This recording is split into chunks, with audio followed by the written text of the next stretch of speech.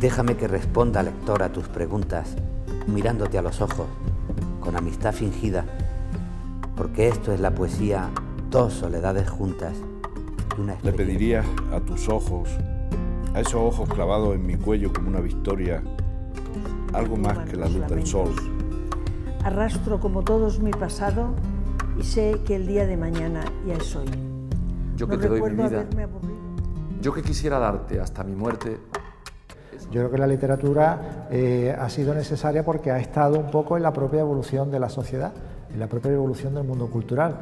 La literatura surge en un momento como una de las principales vanguardias, en primer lugar, del alfabetismo, es decir, de la culturización, que es lo mismo que decir la propia evolución y modernización de la sociedad, y una vez que esa sociedad se va democratizando, pero también va democratizando su cultura, la literatura está ahí para no solamente avanzar en ese proceso de culturización, sino también para advertir las necesidades, las reivindicaciones y los derechos de la sociedad. Por lo tanto, la literatura como arma es una de las grandes armas reivindicativas.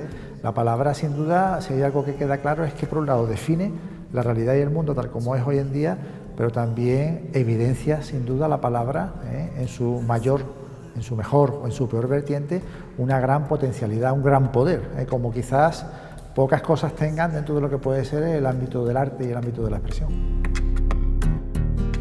Yo sigo viva y florezco cada primavera. Siento el caminar de los paseantes que recorren mi capricho. Me llega el perfume de las lilas.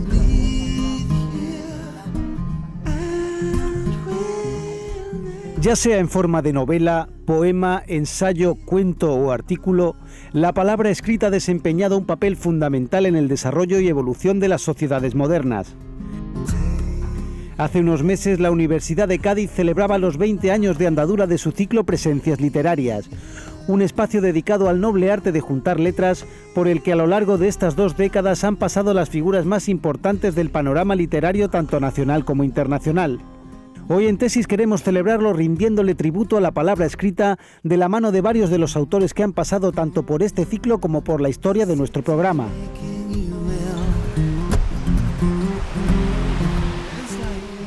El escritor, a través del símbolo y de la palabra, lo que intenta es convertir el mundo en algo más fácil de explicar, más fácil de entender. No digo mejor, pero me parece que lo que intenta es traducir lo inexplicable en algo comprensible que son las palabras. Sirve en ese sentido. Sirve para crear obras que nos protejan de la desesperación. Y por último sirve para que quien es escritor encuentre un sentido a su vida. Si no, ¿qué haríamos? ¿No? Yo no sé. Me lo han preguntado muchas veces, no sé a qué me dedicaría si no fuera escritora. Posiblemente fuera bastante menos feliz. Yo creo que el punto máximo de un escritor es su servicio a la vida. Es decir, un escritor lo que hace, por un lado, es exaltar la vida, por otro lado, iluminarla, explorarla, darla a conocer a sus lectores y ser fiel al espíritu de la vida y contar su propia vida. Ser pudoroso no va con la literatura. Un escritor tiene que ser impúdico por naturaleza. A veces en España tenemos dificultades con la impudicia, porque es una literatura muy pudorosa, quizá por cuestiones religiosas que tienen que ver con nuestro pasado histórico, y sin embargo un escritor debe contar la vida con pelos y señales. Yo creo que la literatura, cuanto más se acerque al lector, mucho mejor. Eso no quiere decir que no tenga calidad literaria y que no tengas que trabajar la novela literariamente, ¿no? Yo creo que se pueden hacer las dos cosas. A mí me gusta que mis padres, por ejemplo, ¿no?, que tienen 70 y tantos años, puedan leer una novela mía y disfrutarla, y me gusta también que un académico pueda leer una novela mía y disfrutarla también, ¿no? O no disfrutarla, ¿no? Pero quiero decir que yo no pienso a priori en ningún tipo de lector, yo pienso en mí como lector. Yo como lector soy muy exigente y me gusta que los libros sean entretenidos y que estén bien escritos, ¿no? Yo me tomo muy en serio mi trabajo y también entiendo que la literatura es un discurso público, y entiendo que cuando uno toma la palabra e interfiere en ese discurso público, lo tiene que hacer desde la conciencia de que es un acto de responsabilidad, incluso cuando juegas. O sea, para mí no hay absolutamente ningún texto dentro del campo literario que sea inocente.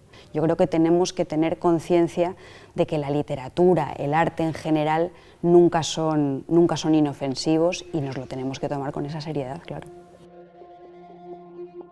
La historia la escriben siempre los cañonados. La historia la escriben siempre los que tienen el poder, los que tienen la sartén por el mango. La misión de la narrativa, en buena parte, es esa: incorporar otras voces, y ahí se incorpora la mirada de los vencidos, se incorpora la mirada de los desposeídos, se incorpora la mirada de los incultos, se incorpora la mirada de los débiles, la mirada de los marginados, la mirada de los injuriados, la mirada de los ignorados. Eso es lo que permite la narrativa, es lo que permite la literatura, que todas esas voces olvidadas, sepultadas, marginadas, discriminadas, se incorporen a través de la narrativa a la narración de la historia. La poesía es una forma de vivir, porque también escribir es una forma de vivir, y los que queremos llevar la vida a la poesía, después intentamos llevar la poesía a la vida, ¿no? Y en ese sentido nuestra vocación pues nos hace mirar la realidad, comportarnos pues de acuerdo con una conciencia y con una responsabilidad, que es lo que nos ha dado la poesía. Yo, por ejemplo, creo que uno de los derechos humanos fundamentales es el derecho a la belleza, porque la belleza es conocimiento y es libertad.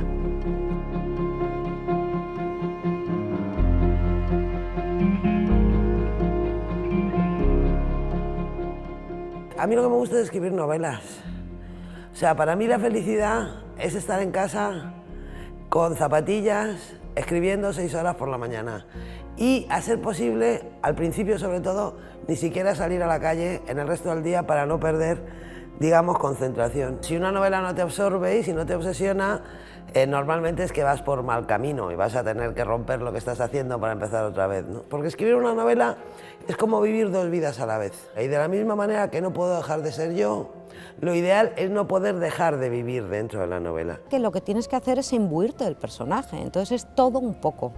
Tú tienes que sentir como él, tienes que acostumbrarte a todas las cosas cotidianas que ese personaje tiene. Tú, cuando empiezas a redactar la novela y empiezas a ver esas personas que tuvieron contacto con ella, pues ves que llaman a la puerta y dicen: es que yo quiero más protagonismo, te lo empieza a pedir, ¿no? Casi te tapa, te embulle, te llama, ¿no? Yo siempre cuento, por ejemplo, que mis hijas, cuando todavía no respetaban mi momento de escritura del todo y eran un poco más pequeñas, ahora ya son mayores, una vez llamó a la puerta una de ellas y no sé en qué novela estaba exactamente, pero la hablé de vos y la pobre niña me dijo: bueno, mamá, comprendo que no estás en este mundo, en este momento no estás en este mundo. Escribir, yo creo que es un poco como una cocina, como una comida, donde los ingredientes tienen que estar dispuestos de la proporción adecuada. Es decir, tienes que tener unas dotes de imaginación, tienes que tener unas dosis de paciencia, sobre todo mucha paciencia, ¿no? Una paciencia refractaria al desánimo.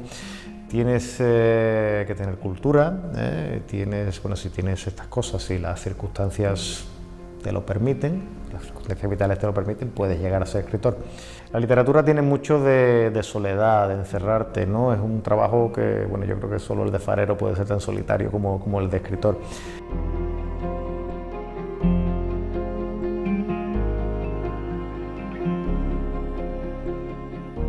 Un poema tú lo puedes escribir mientras vas en el autobús, mientras estás esperando entrar al dentista o al médico. Esos ratos muertos de la vida cotidiana, el poeta los puede aprovechar. Lo que pasa es que de pronto la poesía es muy rara, porque aparece un día y lo tienes que dejar todo. Es decir, está el poema y es como si te pidiera salir, ¿no? Un poema que tú estás dándole vueltas durante a lo mejor un año entero o varios meses, y de pronto aparece y exige la salida. Es como algo que se te impone, es como un estado de ánimo, ¿no? Yo no creo en el trabajo artístico, es mi caso, claro, como un dolor, ¿no? Yo a veces oigo a escritores que hablan de la literatura, hombres y mujeres, pero también los hombres hablan como si fuera una cosa ginecológica, ¿no? Un parto doloroso. Yo o sea, es duro, o sea, es duro, tú tienes que luchar para que nazca la criatura, pero todo el proceso, desde la concepción hasta el parto, yo lo veo como un enorme placer, o sea, yo disfruto, estoy deseando volver a casa para seguir en ello. El oficio se va aprendiendo, la literatura es como la carpintería, ¿no? Haces mejor las sillas cuando has hecho 30 que cuando haces la primera.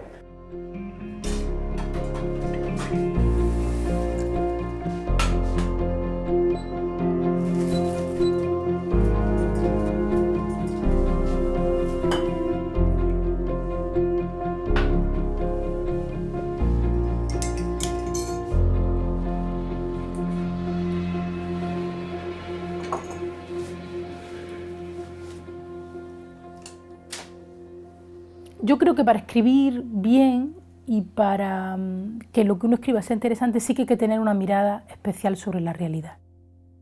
Yo siempre digo que hay que estar como muy atento a la realidad y con una mirada, con una especie de filtro que es capaz de darse cuenta de dónde hay un germen interesante, ¿no? Muchas veces es una cuestión de detenerse a mirar la realidad con unos ojos un poco ingenuos, con unos ojos que permitan que surja como la sorpresa y la maravilla, ¿no?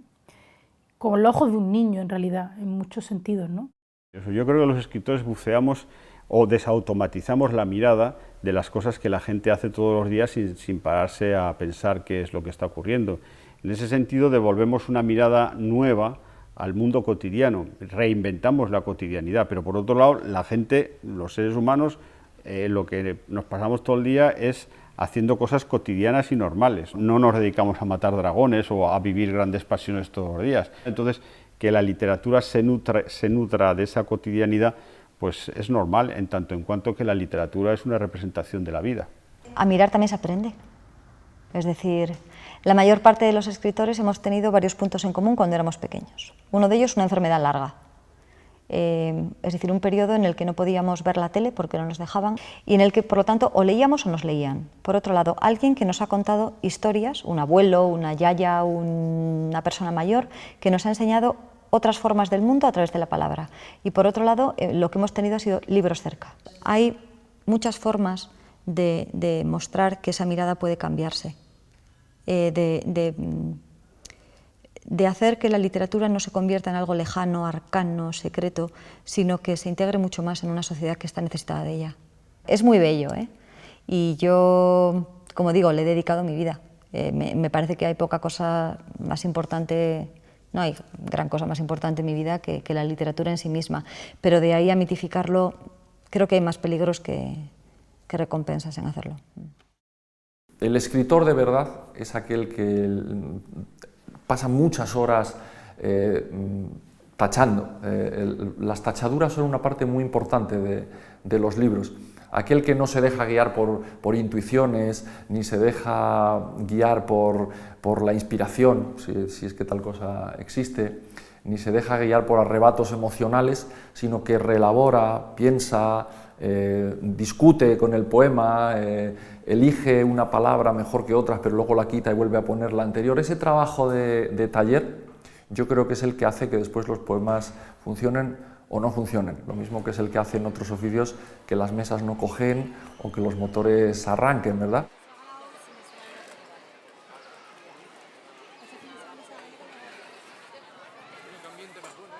El compromiso es una condición implícita de la escritura, porque escribir es mirar al mundo y es tomar posición frente a la realidad. Y los escritores que deciden huir de ese compromiso y escribir sobre mundos blandos e incorpóreos, esa también es una respuesta ideológica, también es una toma ideológica de posición frente a la realidad, ¿no? O sea que el compromiso no es una opción del escritor, sino algo inherente a la escritura. Pero por otro lado, también te diré que siempre que se habla de esto, flota sobre el ambiente la magnífica influencia que en la primera mitad del siglo XX tenían los intelectuales sobre el poder, la magnífica influencia que siguieron teniendo quizás hasta los años 80 del siglo pasado, ¿no? Ahora mismo los intelectuales no pintamos un pimiento, ¿eh? Manolo Vázquez Montalbán me dijo una vez: desengáñate, la relación de los políticos con los escritores es fotogénica. Mi mente infantil concitaba unas virtudes públicas y una legalidad borrosas y deseadas en la clandestinidad. El papel que tiene que jugar el intelectual, a mí me gustaría que fuera la voz que da voz a los que no la tienen. Mi literatura ha corrido paralela a este incremento de indignación que me ha provocado la vida en general, no solamente la vida política, sino la vida en general. Me cuesta creer casi todas las cosas, me cuesta entenderlas, yo creo que casi todo tendría una solución, pero que ya me doy cuenta que es imposible encontrarla y esto todavía me produce más indignación. Yo creo que una de las cosas que ha hecho avanzar la poesía es el sentido del ridículo.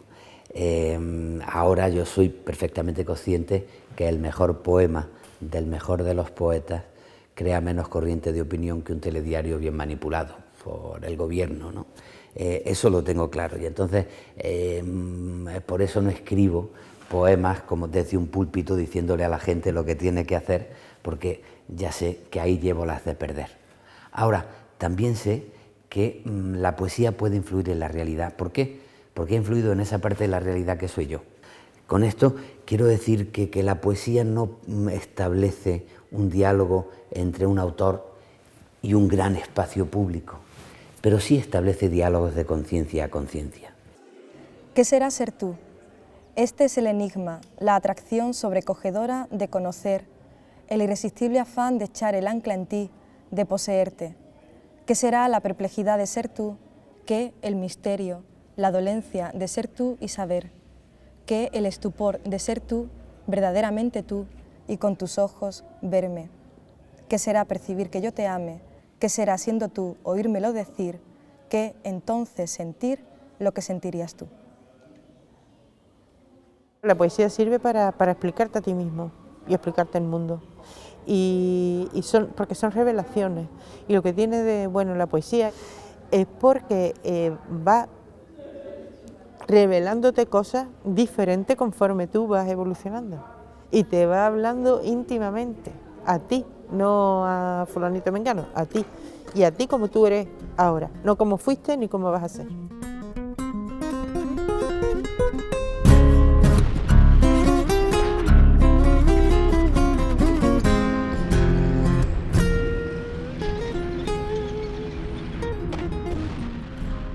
La novela española ha estado alejada de los conflictos grandes del siglo XX porque España como país ha estado alejada de los grandes conflictos del siglo XX y del siglo XIX también, ¿no? Por eso España se mantiene un poco al margen, ¿no? Nosotros en el siglo XIX, o sea, cuando digo nosotros me refiero a los españoles, lo que hicimos fue matarnos entre nosotros en varias guerras civiles y durante el siglo XX pues hemos estado apartados también un poco mirándonos el ombligo, ¿no?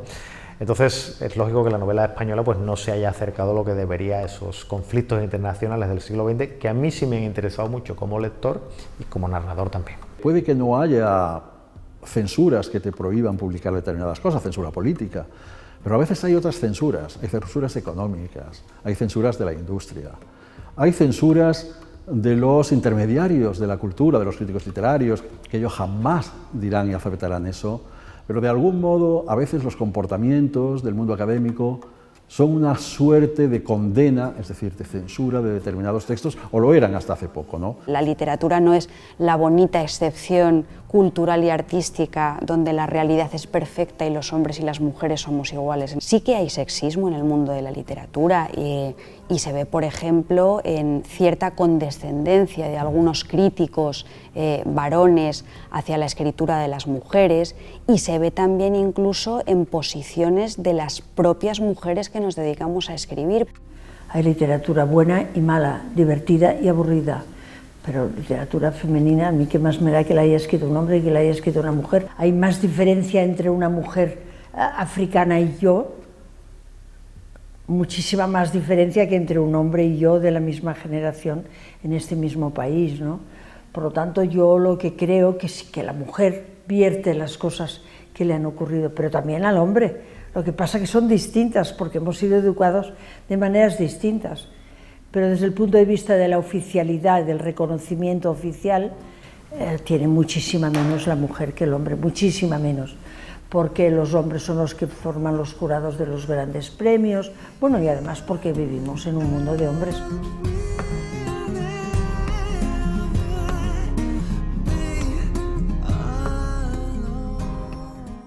Los poetas nos quejamos muchas veces de que la gente no se interesa por la poesía, pero si la poesía no habla de la vida de la gente, es muy difícil pedir a la gente que se interese por la poesía. A lo largo del siglo XX, las coyunturas literarias, de historia literaria, a veces han prestigiado una literatura no escrita con la lengua de la gente. El poeta ha entendido que más que tratar de la manera más rigurosa posible el lenguaje de la sociedad, tenía que hacer un lenguaje distinto, y ha generado una especie de jerga poética frente al lenguaje de la sociedad. Ha creído que ser difícil es importantísimo para tener calidad. Bueno, eso ha sido una manera de la evolución literaria que a mí, cuando empiezo a escribir a final de los 70, al principio de los 80, me interesa menos que otra tradición. El poeta no como un elegido de los dioses, sino como un ciudadano normal, con ese torpe aliño indumentario del que hablaba Antonio Machado, y el poeta que no se inventa lenguajes raros, sino que trata de la manera más personal y rigurosa posible el lenguaje que es de todos, que es patrimonio de toda una comunidad. El hecho de que alguien triunfe es visto o bien con envidia o bien con desprecio por las élites literarias en el mundo del libro. Y yo creo que esa manera de entender la realidad debemos despreciarla de una vez por todas. En el mundo anglosajón, por ejemplo, el éxito es admirado, es estudiado, es investigado. Nosotros, en cambio, solamente lo valoramos cuando el autor de éxito está muerto. Nos pasa con Cervantes. Cervantes fue un bestseller en su época. Vendió muchas más copias que cualquiera de sus coetáneos. Hizo segunda parte de su libro. Hubo imitadores, copistas, falsificadores. Y sin embargo, si bien en su tiempo nadie le reconoció esos méritos, hoy lo tenemos como una gran figura porque está muerto.